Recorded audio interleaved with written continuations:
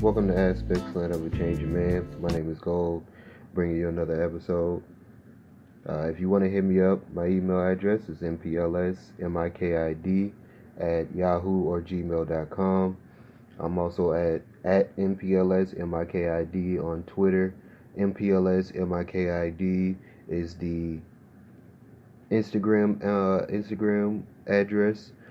Gold Washington is my personal Facebook, and also Aspects Land of a Changing Man is the Facebook page for this podcast. I want to thank you guys for the support and the love that you've been showing, all the likes, all the shares that everyone's doing. I thank you guys for continuing to listen and to show the love out there that things are that I'm saying the right things and helping people out in a way that I feel like God is pointing me towards to do. So yeah, I do bring up stuff on here and just want to let everybody know I do not own any rights to anything that is referenced on here, away from my own show. Everything is owned by their own personal company. So, but I do give references towards a lot of things. So I thank everyone for being respectable and rocking with me. So on to today's episode. I want to talk about standards and comparisons, especially in relationships. I feel like when it comes to those two things, a lot of it gets confused, and they could be used in a bad way. They can also be used in a good way as far as the situation of where it is used. So for me, standards are good. It lets you know how much of value, how much you value yourself as, the marks that you want met. Mm-hmm. You can be, with the standards, they could be raised or they could be lowered, depending on the circumstances. If you're with a person and you meet a person and you get with them and you're like, well, I want a person with a car and a full-time job and his own house, but he doesn't have a car because he's never been in a situation where he actually needed a car. You could be like, okay, I understand, as long as I understand your situation, so that's not really a bother to me until it becomes me having to transport you everywhere. But so when it comes to situations like that, they could be raised, they could be lowered, they could be sided with, but just to begin with, to look at them, and it shows how much you value yourself. So having standards and talking to somebody about what goals you're going towards and where you're trying to go on the trip of being together is a very good thing. But then comparisons, they can be good, but it depends on who you are comparing someone to, and what the situation is. What the situation is that you're using it for. Like a good comparison could be, to me, a good comparison could be, you comparing yourself to yourself from the past. If you're in a different, someone comes to you and they say, back in the day you were like this, but now you're like this. You changed, you changed in this type of way. That's a good comparison, because you're actually pointing out, the good or where they are, where they were back when you first met them to where they are now. Even if it's in a good way or a bad way, like you act a little bit worse than what you did when this was happening. It still shows that you're trying to get them to see who they are, and react upon that. So I definitely think when you're like comparing somebody, especially in a relationship, you don't want to compare them really with somebody else. You want to really compare them with who they are, because a lot of people don't look at who the person was, and when the relationship first began, they look at who they are now and what problems they're having with them. And the reason I say that comparison can be a bad thing is because the mark on a comparison never changes. It never goes up and it never goes down, because you have a set line where you want people to see where they're at as far as what you're comparing them to. Like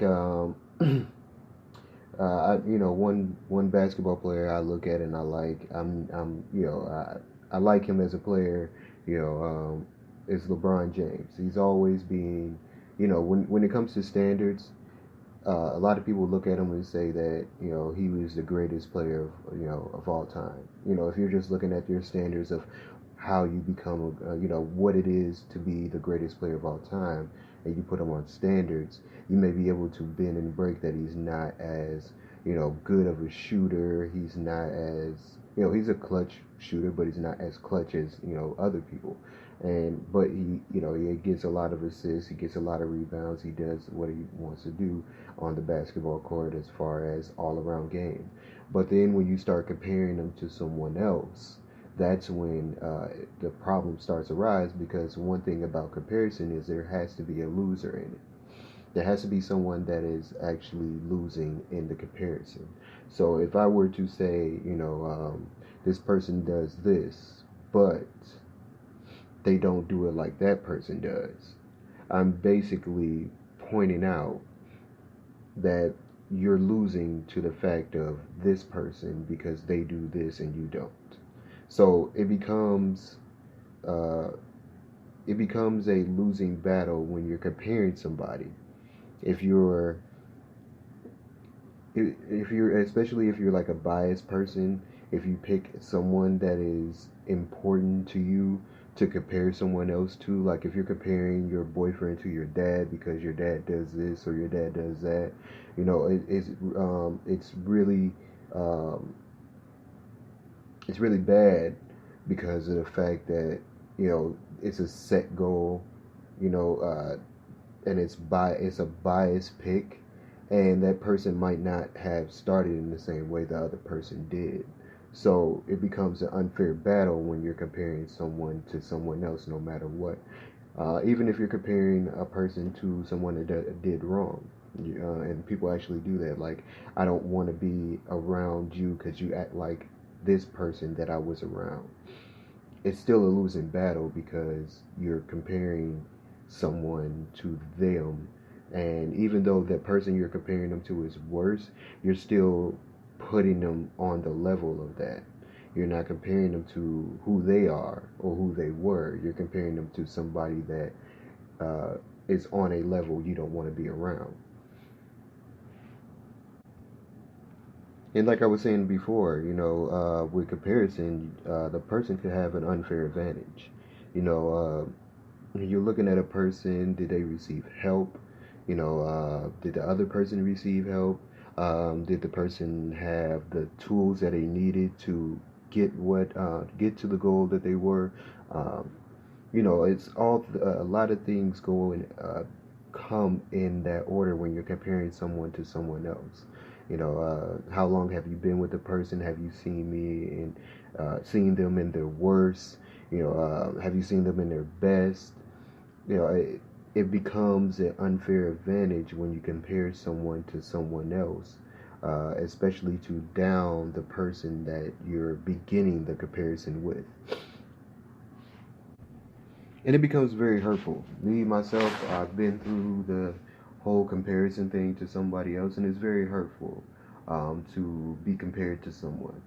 You know, Especially someone you don't know, someone that's not in a relationship, someone that's not around. It becomes hurtful. Uh, it adds a little insecurity inside of it because when you're compared to them a lot, it starts to bug you on why they think about that person so much and what makes them think about me compared to them. I don't want to be compared to anyone. I want to be compared to myself and who I was versus who I am now. So it kind of bugs me to hear, this person did this and you're not doing it, or you do it just like another person. And being in that situation, I didn't like it. It bugged me. I felt disrespected. I didn't feel like I was as important as the other person that was being brought up in the subject. And that's another thing. Like you are, when you're in a relationship with a person, it's just you and them. And it's understandable if you are being compared to who you were in the past. But if you're being compared to someone she's had in the past, it becomes it becomes hurtful because they're not there anymore. They're not there, and you start to think, do you want them here instead of me? Is there something about them that you miss that you want to rekindle? You know, it's a bugger when it comes to a fact like that. You really don't want to bring other people in your relationship. It's one thing to talk about other people as far as like, hey, this person is great with this. This person is, he did this, and this was a great experience for me, or this was something that I really liked. But to be compared to that, or to have, to be in a losing battle because of comparison is a really hurtful thing. And I had to learn that myself to not do that because it's hurtful towards my partner, and I don't even want to be. If I don't want to be with that other person, why would I even bring them up? In an argument, especially as a comparison to who I want to be with is. It's not something that I should do, and it's not something that I should recommend my partner to be able to do by doing it. So, it's something that I actually had to change in myself and see, if that is, if that's helpful, because I don't think that it is. So, if I don't think that it's helpful towards me, I shouldn't use it against someone else. So, I mean, it's like, what are you guys in a relationship for? What are you actually working for? Are they working to surpass your standards, or are they working to surpass your comparison? Because one thing about a comparison is that person may never get to the mark of the other person that you're comparing them to. If it's someone else, they may be able to surpass themselves. They may be able to surpass that person, but it'll be very, very hard because of the fact that there's always something that will hold them back from being able to surpass that person. So it's kind of hard. We got to look at, what is helpful in a relationship. What can I use as a tool to help my partner see what they're lacking in, and the way where it can help both, me and them to work on it, because you're in a partnership. If your partner is lacking in something, most likely you're lacking in it. I feel like in a relationship, you are the image of your partner. So if your partner is one way, they dress nice, or they handle themselves in the correct way. They're strong personally. You're most likely going to image that. As far as a relationship, I see it a lot, especially when it comes to like people that I've seen. Like if you look on like kings and queens, most likely if the king was a strong personality, the queen was a strong personality as well. If you look at the president Barack Obama, he had a strong personality. He was a likable person. He was a great person to listen to. He was really inspirational, and it actually carried on to his wife, his partner. Michelle Obama was a great personality. She seemed like a delightful person to be around. She was very strong when it came to, how she stands on a subject.